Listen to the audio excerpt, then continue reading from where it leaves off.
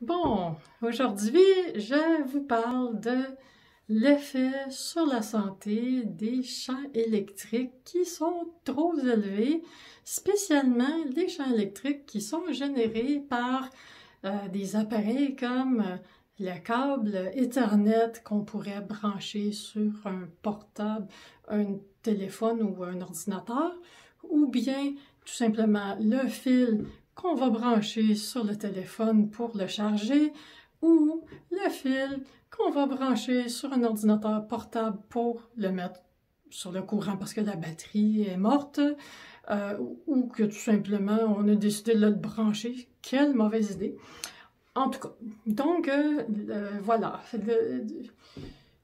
L'histoire avec les champs électriques, c'est que, bon, requin des ondes, vous savez, le requin, il est électroperceptif, électroréceptif et hyper sensible aux champs électriques et aux champs électromagnétiques et aux radiofréquences aussi.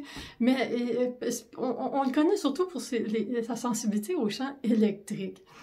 Puis, pendant des années, j'ai subi des effets négatifs des champs électriques en n'étant pas consciente de ça. Parce que les symptômes ne sont pas les mêmes que les symptômes du Wi-Fi 4G, 5G, c'est-à-dire micro-ondes. C'est clairement différent. Puis aussi, c'est que c'est des symptômes qui peuvent laisser croire que les causes sont tout autres. Autrement dit, si j'utilise, j'utilise, on va dire, le téléphone, vous voyez que j'utilise un téléphone cellulaire pour filmer, mais pensez-vous que les ondes sont dessus? Non, évidemment que non. C'est en mode avion, c'est sur la batterie, il n'y a pas de fil de brancher dessus, il n'y a pas d'ondes non plus. Mais si je veux utiliser l'Internet avec mon téléphone, je vais le brancher à un câble Ethernet avec un adaptateur comme ça, et je vais me retrouver avec des champs électriques trop élevés que j'aurais mesurés avec mon GQEMF 390.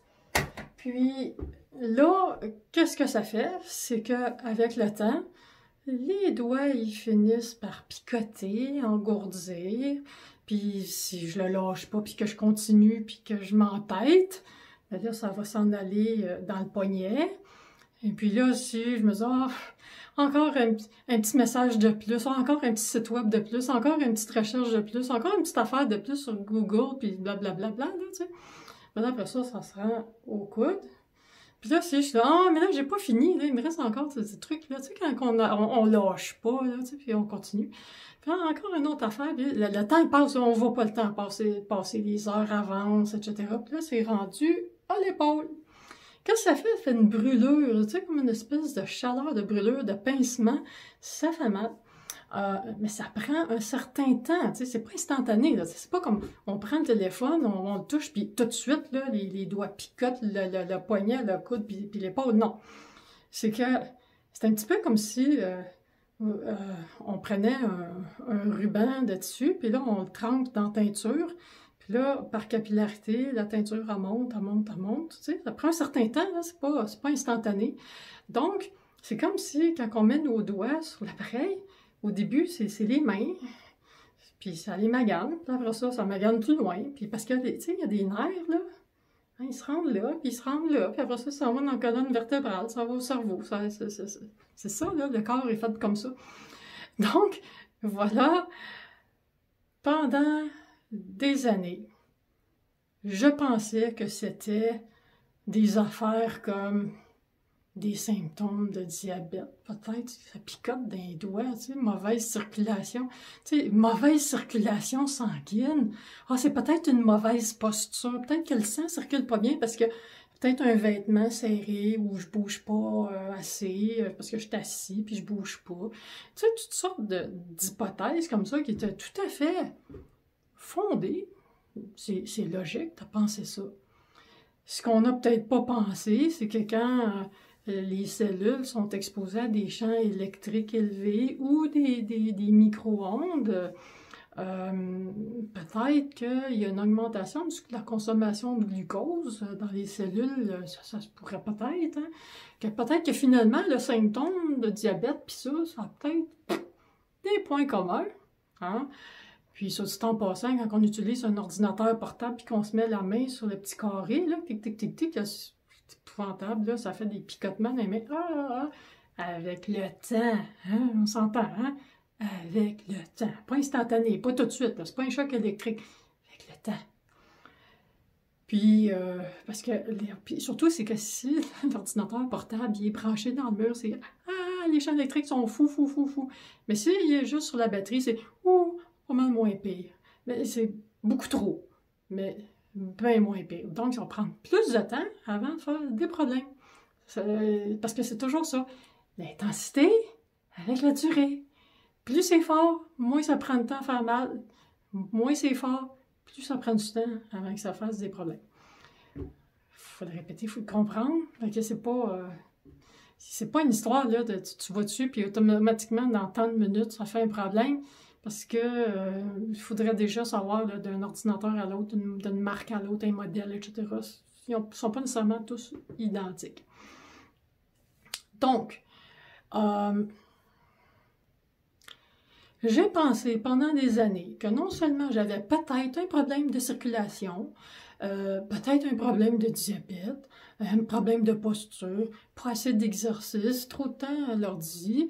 À un moment donné, avec les douleurs aux épaules, aux coudes, là, ça devenait chronique, là. C'est-à-dire que quand je lâchais l'ordinateur, ça continuait à faire mal pendant des jours, des semaines, ça lâchait pas. Mais évidemment, on retourne sur l'ordinateur, hein, fait que ça recommence. Mais là, je pensais que là, je faisais de la retraite. Peut-être que j'en faisais, mais peut-être que la retraite est en partie causée par ça. Hein? Parce que l'exposition aux champs électriques et aux radiofréquences, selon le cas, ça augmente l'acidité corporelle. Fait que, en augmentant l'acidité corporelle, on se retrouve avec des problèmes inflammatoires. C'est du plate. Donc, j'avais fait des diètes anti-inflammatoires. Ça l'avait aidé. Toutes sortes de diètes de mange pas ci, mange pas ça, blablabla, là. Ça l'avait aidé. J'ai fait des exercices. J'ai aidé la lymphe à circuler mieux. Ça l'avait aidé. Ça n'avait pas réglé le problème. J'ai fait des étirements. Ça l'a aidé. Ça n'a pas réglé le problème. J'ai changé ma posture. J'ai commencé à me tenir mieux. Ça l'a aidé. Ça n'a pas réglé le problème. Puis là, ben, tu sais, quand il y a eu la 5G à Montréal, là, puis après 2 semaines, j'en pouvais plus. J'étais en danger de mort. C'était vraiment grave, les symptômes que j'avais. J'en parlerai une autre fois, là. Ben là, il fallait que je fasse mes boîtes, que je me prépare à déménager. Donc, au bout de 2 semaines, j'ai quitté pour dormir ailleurs à tous les soirs, parce que je pouvais plus dormir à Montréal. J'allais à tous les 2 jours à Montréal pour faire des boîtes pendant quelques heures. Après ça, j'en pouvais plus, il fallait que je parte, c'était urgent, les symptômes étaient trop sévères. Mais j'avais plus le temps d'utiliser le portable, tu sais, puis j'avais pas le temps d'être longtemps sur le téléphone avec le fil ou le portable, tu sais, puis j'avais un ordinateur que j'avais déjà installé à l'endroit où je dors, où je vis, je veux dire, c'est pas dans la même chambre, là, mais c'est un ordinateur tour avec un fil qui a une prise de mise à la terre, qui dégage beaucoup, beaucoup moins de champ électrique qu'un portable ou un téléphone avec le fil dessus.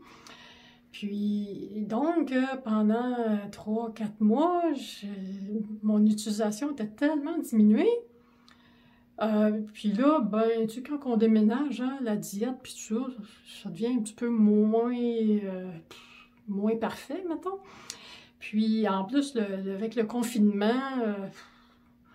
mange un petit peu plus, en graisse, tout ce qui est supposé d'être pas bon pour ce genre de problème-là.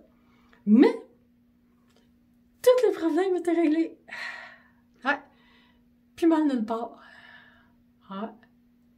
Là, je me suis dit, ça doit être parce que je suis plus dans 5G parce que ben, tous les problèmes étaient réglés. Mais là, à un moment donné, je reprends mon téléphone. Puis là, je passe trop de temps dessus, tu sais, parce que vous savez c'est quoi quand on est là? Ah, encore un autre message. Ah, encore un autre texte. Encore un autre site web. Ah, encore un autre truc, là, tu sais, juste encore ça. Ah, faut que j'aille chercher ça, faut que j'aille regarder ça, puis on lâche pas, là, le temps passe, le temps passe. Puis là, je me suis rendu compte que, les mêmes picotes, ça recommence. Puis, ça, c'est pas grave. Le lendemain, je reprends le téléphone. T'es encore en train de taponner après. Il est toujours filé. La picote encore. Mais là, mais j'ai pas fini. Là, il me reste encore des trucs à faire. Là, ça commence à prendre dans le poignet, dans le coude. Puis là, le lendemain, je reprends ça encore. Ah, mais là, il faut absolument que je fasse tel truc que je peux pas faire ailleurs que sur le téléphone. Il faut que je fasse ça, faut que je fasse ça, faut que je fasse ça. Là, ça m'a rendu, tu sais, l'épaule.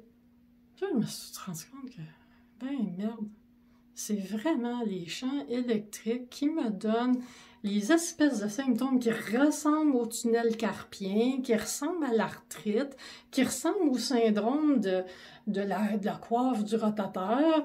Ça ressemble à toutes sortes d'affaires, ça ressemble au diabète, puis c'est les champs électriques. Je serais curieuse de savoir combien de millions de personnes qui ont ces problèmes-là, puis qui prennent des médicaments, qui reçoivent des traitements pour quelque chose qu'en réalité, c'est juste ça. Ça ne m'étonnerait pas. Moi qui étais électro-hyper sensible, j'avais pas pris conscience de ça pendant des années. Je me suis fait chier avec des diètes hyper strictes qui avaient aidé, mais qui n'avaient pas tout réglé le problème. Là, le problème, il se règle complètement quand je règle le problème électrique. Puis là, mais ça, c'est des problèmes électriques, mais le même genre de symptômes, mais un petit peu différent, en fait, qui se manifestent de façon différente, arrive avec la 5G, c'est-à-dire, surtout, pire du pire, quand c'est la 5G combinée avec des champs électriques élevés. Ah!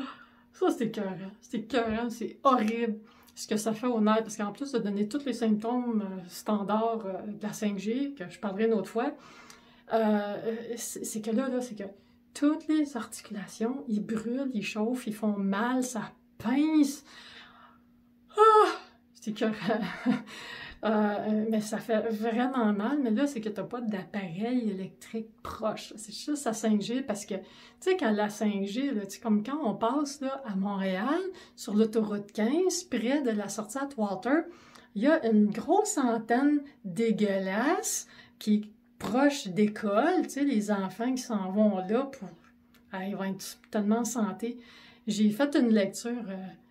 1,9 watts au mètre carré, c'est 1 900 000 microwatts au mètre carré.